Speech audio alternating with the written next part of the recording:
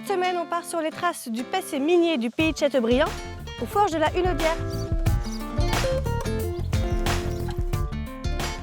Bonjour Yannick. Bonjour Élise. Alors, les forges de la Hunaudière, elles ne fonctionnent plus. Non, elles ont arrêté de fonctionner en 1883. Et elles ont démarré la création des forges, c'est le début du XVIIe siècle. Et alors, pourquoi il y a eu des forges dans le pays de Châteaubriand? Alors tout simplement parce que le sous-sol contient énormément de minerais, c'est la première chose. La deuxième chose, c'est qu'on a un réseau hydraulique qui est quand même assez important. L'eau servant non pas de refroidissement, comme on pourrait le penser, mais d'énergie. Et ensuite, en dernier point, il y avait les forêts, puisque les forêts, il fallait énormément de charbon de bois pour faire fonctionner un haut fourneau.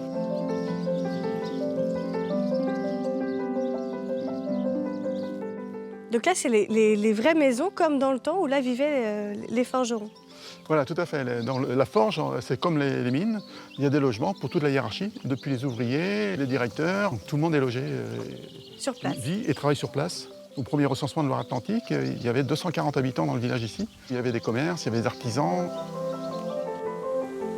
Donc là, on voit la cheminée d'affinage qui a été construite en 1785 par le prince de Condé.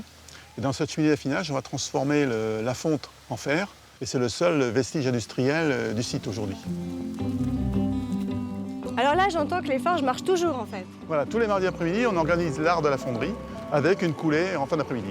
Alors Donc, on y va? On peut y rentrer. Allez, zou. Bonjour.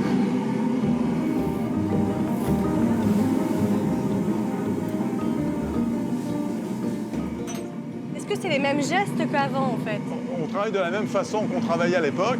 Il y a juste les matériaux qui ont un peu changé. Mais autrement, c'est exactement la pratique qui se pratiquait sur le site ici. Et à chaque fois, il nous faut un modèle. Donc on va réaliser une empreinte d'un modèle dans lequel on va remplir de métal liquide.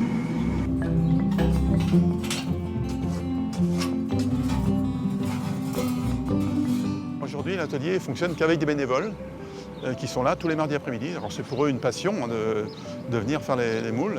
Il y a un ancien mouleur qui a travaillé dans les fonderies toute sa carrière, il a plus de 80 ans. La planche Hermine, que tout le monde connaît à Nantes.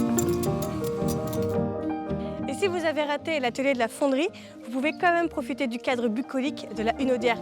Salut!